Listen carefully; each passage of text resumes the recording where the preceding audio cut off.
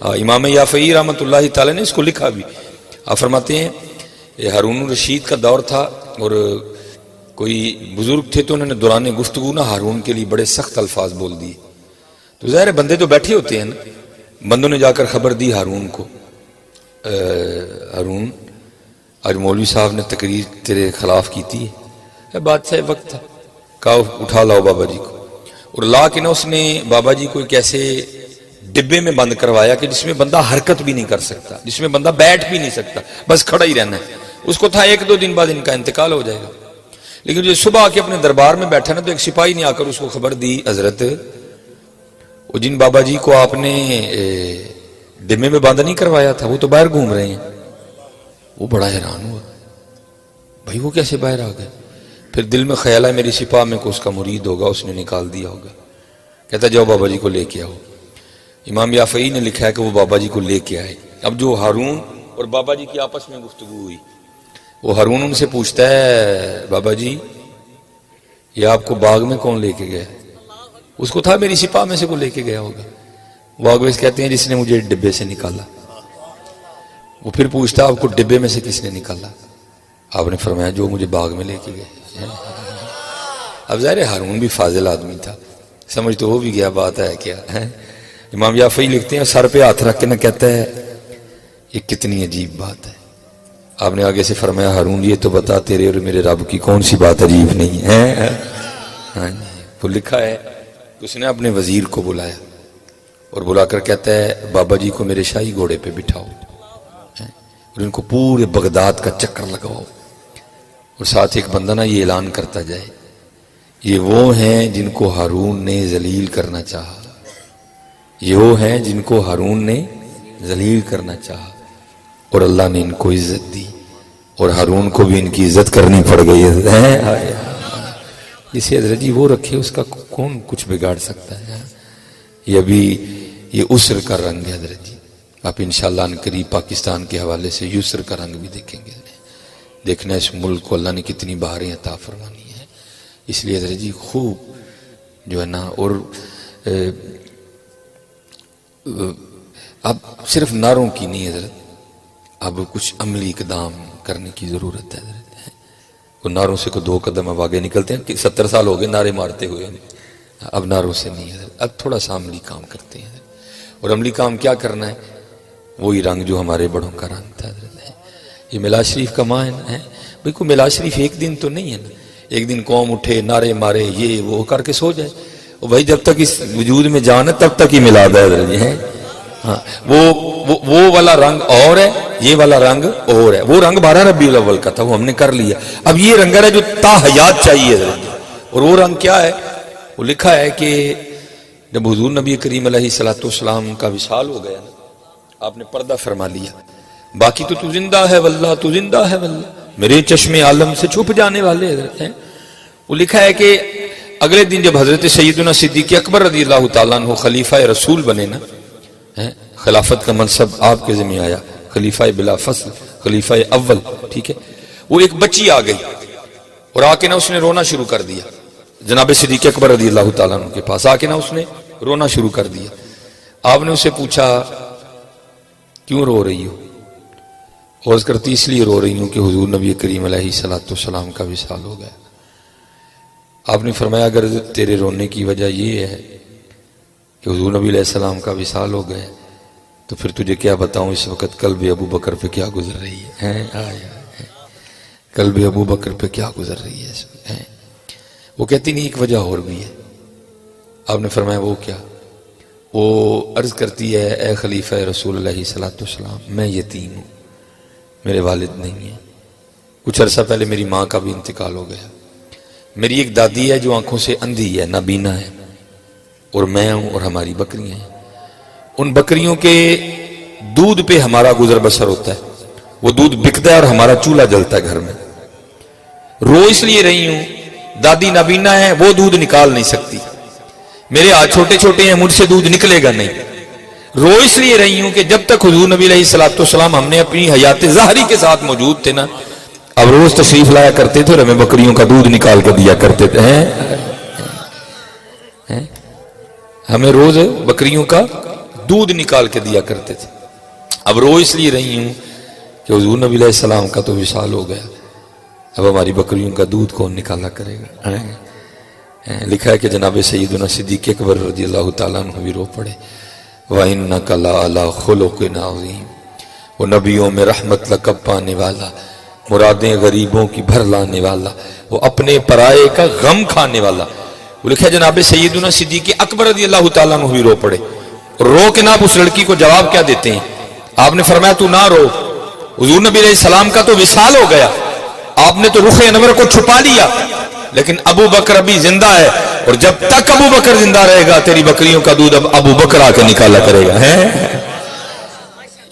اب پاکستان کو حضرت اس رنگ کی ضرورت ہے. ہاں، کردار کا رنگ. وہ تو اقبال بھی کہتا ہے نا، اقبال بڑا ہر جائی ہے، من باتوں میں موہ لیتا ہے، گفتار کا غازی بن تو گیا، کردار کا غازی بن نہ سکا. اب پاکستان کو حضرت ناروں کی نہیں، اب پاکستان کو کردار کی ضرورت ہے. آؤ حضرت جی خود میں کردار کا رنگ پیدا کرے. اور کردار کا رنگ میں کہتا ہوں حضرت جی انہوں نے صحیح میراث شریف کے مزے لوٹے، ان بزرگوں نے. حضرت بایزید بستامی علیہ الرحمہ حضرت جی، وہ لکھا ہے کہ حضرت ساری رات قیام فرمایا کرتے تھے. وہ ایک رات حسب معمول حضرت اپنے سین میں کھڑے قیام فرما رہے تھے، نوافل پڑھ رہے تھے، تلاوت قرآن کریم جاری و ساری تھی. آپ کو اپنے ساتھ والے گھر سے نہ رونے کی آواز آئی. وہ گھر کسی مسلمان کا گھر نہیں تھا، مجوسی کا گھر تھا، لیکن تھے آپ کے ہمسائے. ٹھیک ہے جی، رونے کی آواز آئی. اللہ حضرت ان کا خشوع اور خضوع اس قدر زیادہ پختہ تھا کہ سارا بستان بھی مل کے روتا تو ان کے خشوع خضوع میں کوئی حلل نہیں آتا تھا. لیکن دل اتنی پریشان تھا، خدا خیر کرے بچہ رو کیوں رہا ہے. لیکن محتاط لوگ تھے، رات کے وقت دروازے پہ دستک نہیں دی.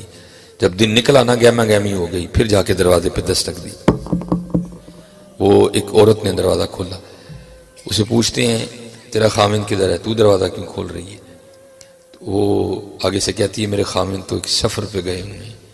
آپ نے فرمایا ساری رات تیرے گھر سے بچے کے رونے کی آواز آتی رہی، خیر تو ہے؟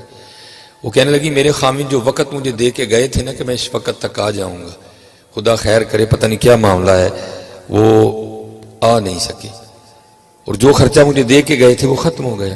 اب ان کی غیر موجودگی میں میرے گھر بچہ پیدا ہوا ہے، اور اب حال میرا یہ ہے کہ رات کو دیے میں تیل ڈالنے کے پیسے بھی نہیں تھے. رات کو گھر میں اندھیرا تھا، اندھیرے کی وجہ سے بچہ ساری رات روتا رہا. آپ گھبرا گئے، بازار گئے، ضرورت کی اشیاء خریدی، لا کے اس کو دی، اور فرمانے لگے میں بھی دھیان رکھوں گا، لیکن اگر کسی چیز کی ضرورت ہے تو بھی بلا جھجک کسی کو بھیج کے منگوا لینا. ٹھیک ہے جی. وہ وقت گزر گیا، خامن واپس لوٹ آیا. آ کے نہ وہ اس سے پہلا سوال یہی کرتا ہے میں لیٹ ہو گیا، پریشانی تو نہیں ہوئی؟ وہ کہتی بس ایک رات ہوئی پھر نہیں ہوئی. اب وہ پوچھتا ہے ایک رات کیوں ہوئی پھر کیوں نہیں ہوئی؟ وہ کہتی ہے ایک رات ایسی بھی آئی کہ میرے پاس اتنے پیسے بھی نہیں تھے کہ میں دیے میں تیل ڈال کے روشنی کر لیتی. گھر میں اندھیرا تھا، ساری رات بچہ روتا رہا. اگلے دن جو ہمارے ہمسائے ہیں نا بایزید، انہوں نے دستک دی، حال حوال پوچھا، میں نے سارا مدعا بیان کر دیا. پھر اس کے بعد انہوں نے کوئی تکلیف نہیں آنے دی. اچھا وہ کہتا ہے چلو باقی باتیں بعد میں ہوگی، پہلے میں بھی پھر حضرت کا شکریہ ادا کر کے آتا ہوں. شکریہ ادا کیا کریں حضرت جی، بندہ کو شکریہ ادا کرنے سے چھوٹا نہیں ہوتا بلکہ اور بڑا ہو جاتا ہے. حضرت میں حضرت جی 2 بار باہر گیا ہوں. ظاہر حضرت جی راستے میں چلتے چلتے بندہ بندے سے ٹکرا ہی جاتا ہے. حضرت ساڑھے ہاتھ ٹکراؤ نا تو کوئی گھور دینے تے باہر ٹکراؤ تے سوری سوری سوری سر ہمارے ہاتھ ساڑھے تے گھور دینے حضرت جی. لیکن وہ حضرت جی سوری سوری کرتے نہیں تھکتے. حضرت جی معذرت کرنے سے کوئی بندہ چھوٹا نہیں ہو جاتا. حضرت جی لاؤ یہ شکریہ معذرت، حضرت لاؤ یہ انداز اپنے میں یار. وہ شکریہ ادا کرنے آیا، اس نے آ کے دروازے پہ دستک دی. حضرت نے دروازہ کھولا اور کہتا حضور میں آپ کا ہمسایہ ہوں اور آپ نے میری غیر موجودگی میں میرے آل و عیال پہ بڑی شفقتیں فرمائیں، تو میں حاضر ہوں آپ کا شکریہ ادا کرنے کے لیے. سنو حضرت جی آج پاکستان کو اس رنگ کی ضرورت ہے. آج ضرورت ہے پاکستان کو. اب اس کو فرماتے ہیں یار شکریہ چھڑ دوں، جڑا ایک رات بچہ رویا نا تو پہلے منو دے معافی دے. آپ نے فرمایا تو شکریہ کو چھوڑ دے. میں نے شکریہ کے لیے کیا ہی نہیں، میں نے تو اللہ اور اللہ کے رسول کے لیے کیا تھا. وہ جو ایک رات بچہ روتا رہا نا اور میں نفل پڑھتا رہا ہوں، تو یہ بتا تو نے مجھے اس پہ معاف کر دیا. عرض کرتا ہے حضور آپ کیسی باتیں کر رہے ہیں؟ آپ نے فرمایا بات ہے ہی، ہم نے جن سے دین سیکھا اور انہوں نے صحابہ سے سیکھا، اور صحابہ کہتے ہیں کہ حضور نبی علیہ السلام ہمسائے کے لیے اتنی تاکید فرمایا کرتے تھے، ہمیں گما ہو گیا تھا حضور نبی علیہ السلام کہیں ہمسائے کو وراثت میں شریک نہ کر دیں، اور تو میرا ہمسایہ اور ساری رات تیرا چھوٹا سا بچہ روتا رہا اور میں نفل پڑھتا رہا، تو شکریہ کو چھوڑ، پہلے بتا مجھے معاف کر دیا۔ پھر اس کی آنکھوں سے بھی پانی بہ نکلا ہے۔ وہ اتنا سونا دین ہے، وہ اتنے سونے لوگ ہیں۔ وہ بھی عرض کرتا ہے حضور پھر آپ بھی معافی کو چھوڑے، پہلے کلمہ پڑھا کے مجھے بھی اس دین میں لے ہیں۔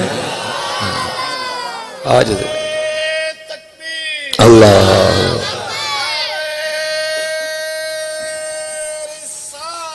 یا رسول اللہ زندہ زندہ۔ آج حضرت جی یہ رنگ نہیں رہے ہے، ہر بندہ غصے میں، ہر خاصوں کی بات نہیں میں کر رہا، اپنی کیٹیگری، غصے میں لڑنے کو تیار کھڑے ہیں حضرت۔ نہیں حضرت سیرت پڑھو یار، پڑھو ہمارے محبوب علیہ السلام کا انداز مبارک کیسا تھا یار۔ اور دیکھو حضرت جی میں کہتا ہوں حضور نبی علیہ السلام سے دور ہو کے اور جو نقصان ہوئے سو ہوئے، سب سے بڑا یہ نقصان ہوا ہمارے گھر جہنم بن گئے۔ اور تو جو نقصان ہوئے نا سو ہوئے، لیکن سب سے بڑا نقصان یہ ہو کہ ہمارے گھر جہنم بن گئے۔ کوئی حضرت آپ کو ڈھونڈنے سے گھر مل جائے جس میں محبتیں ہوں، جیسے سارے تو لڑے بیٹھے ہیں ایک دوسرے، پرا انہوں نے بلاندا، بہن نے پرا گلمہ کھینچ کے کچہری بلا لیا تھا حضرت۔ اور یہ سب کچھ کیوں ہے؟ حضور نبی علیہ السلام سے دوری کی وجہ سے۔ آپ ہر لڑے کو بٹھا لینا، پوچھیں گے تو بات کوئی بھی نہیں نکلے گی۔ اور میں اب جمعے میں اپنے جو سامعین ہیں نا، ظاہر کیمرہ لگا ہوتا ہے، بات دور دور تک جانی، میں کہتا ہوں یار اگر کوئی بظاہر آپس میں کوئی بات ہو جائے، کوئی بھائی سے ہو جائے، کوئی بہن سے ہو جائے نا، تو حضور نبی علیہ السلام کو یاد کرنا نا، آٹومیٹک ہی تیرے اندر معافی کا جذبہ پیدا ہو جائے گا۔ وہ بھائی کوئی بھائی کیا کسی سے زیادتی کرے گا، کوئی بہن کیا کسی سے کرے گی، جو ہمارے حضور نبی علیہ السلام کے ساتھ ہوا۔ حضور نبی علیہ السلام فرماتے ہیں حضرت آدم علیہ السلام سے لے کر حضرت سیدنا عیسیٰ روح اللہ علیہ السلام تک جتنے انبیاء آئے، جتنا ان کو ستایا گیا، جتنی ان کو اذیتیں دی گئیں، جتنی ان کو تکلیفیں دی گئیں لوگوں کی طرف سے، آپ فرماتے ہیں سارے انبیاء کی اذیتیں تکلیفیں ایک پلڑے میں رکھ لو، اور جو اذیتیں جو تکلیفیں لوگوں کی طرف سے تمہارے نبی محمد علیہ السلام کو دی گئی اس کو ایک پلڑے میں رکھ لو، حضور نبی علیہ السلام فرماتے ہیں میرا پلڑا بھاری ہوگا۔ اتنا حضرت ستایا گیا، تھوڑا ستایا گیا کہ حضور نبی علیہ السلام مکہ چھوڑ کے ہجرت فرما گئے۔ اور حضرت جی کبھی کسی عالم سے کی بات، اب میرے پاس وقت نہیں ہے بیٹھ کے پوچھنا کہ حضرت ہمیں وہ الفاظ سناؤ جو حضور نبی علیہ السلام نے مکہ چھوڑتے ہوئے بیت اللہ کو دیکھ کر اپنی زبان مبارک سے ادا فرمائے تھے، لیکن کیا ہوا؟ چھوڑ دیا حضرت۔ پھر یہ نہیں کہ باتیں وہاں رک گئیں، پیچھے آئے مدینہ طیبہ، بدر لڑی گئی، احد لڑی گئی۔ احد میں حضور نبی علیہ السلام کے 70 صحابہ نے جام شہادت نوش کیا، جن میں سب سے سر فہرست حضرت سیدنا امیر حمزہ رضی اللہ تعالیٰ نے۔ حضرت سیدنا امیر حمزہ رضی اللہ تعالیٰ عنہ کو صرف شہید کرنے پہ اکتفا نہیں کیا گیا، حضرت مسلح کیا گیا، ناک کاٹ لیا، کان کاٹ لیے ہیں۔ بعد میں صحابیہ بن گئی حضرت سیدہ ہندہ رضی اللہ تعالیٰ عنہ، ٹھیک ہے جی۔ اور یہ یاد رکھنا حضرت اسلام لانے سے پہلے اگر کوئی صحابی ہو یا صحابیہ ہو، ان میں کوئی بات یہ تو اہل سنت کا مزاج نہیں ہے کہ اس پہ تانو تشنیع کرنا، حضرت یہ نہیں ہے اہل سنت کا مزاج۔ حضور نبی علیہ السلام نے فرمایا میرے صحابہ کے لیے اپنی زبانوں کو خاموش رکھو، بند رکھو میرے صحابہ کے لیے اپنی زبانوں کو، حضرت یہ نہیں ہے اہل سنت کا مزاج کہ اگر اسلام قبول کرنے سے پہلے کسی سے کوئی ایسی حرکت ہوئی تھی، کوئی ایسا فعل سرزد ہوا تھا تو ہم بعد میں بھی اس کو اس حوالے سے یاد کریں، نہیں حضرت محبت ہی ہے، ادب ہی کرنا ہے صحابہ کا ہمیشہ۔ تو حضرت ہندہ رضی اللہ تعالیٰ نے قسم کھائی تھی کہ میں حمزہ کا کلیجہ چباؤں، کرنے پہ اکتفا نہیں کیا گیا، آپ کا شکم مبارک چاک کیا گیا، کلیجہ نکالا، چبایا بھی، چبایا نہیں گیا، کیا آ گئی حضرت، کیا نہیں ہوا حضرت۔ اور پھر ایک وہ بھی وقت آیا جب حضور نبی علیہ السلام فاتح ہو کے مکہ واپس تشریف لائے، کئی ہزار جانثار ساتھ تھے حضرت، کافروں کی ٹانگیں کانپ رہی تھی، آج پتہ نہیں محمد ہمارے ساتھ کیا سلوک کریں گے حضرت۔ لیکن حضور نبی علیہ السلام نے کیا فرمایا؟ آپ نے فرمایا نہ گھبراؤ، آج میں تمہارے ساتھ وہی کروں گا جو حضرت یوسف نے اپنے بھائیوں کے ساتھ کیا تھا۔ لا تثریب علیکم اليوم، کوئی پوچھ نہیں، کھلی معافی ہے سارے۔ بلکہ حضرت سیدنا واشی رضی اللہ تعالیٰ نے حضرت امیر حمزہ کو شہید کیا تھا، وہ بھی حاضر خدمت ہوئے، حضور میرے لیے بھی معافی ہے، فرمایا تیرے لیے بھی معافی ہے، بس اتنا کام کرنا جب بھی آئے تو سامنے نہ بیٹھنا، میرے پیچھے بیٹھا کر، تجھے دیکھ کے مجھے اپنے چچا یاد آتے ہیں۔ یا پھر اعظم چشتی نے بڑا کمال فقرہ لکھا تھا حضرت، آپ فرماتے ہم نے ادا کے مظالم کا گلہ چھوڑ دیا، سارے گلے لے کے بیٹھے تھے حضرت، سارے چھوٹی چھوٹی باتوں کی ہم گلے لے کے بیٹھے ہیں اور اپنے گھروں کو ہم نے جہنم بنا دیا۔ آپ فرماتے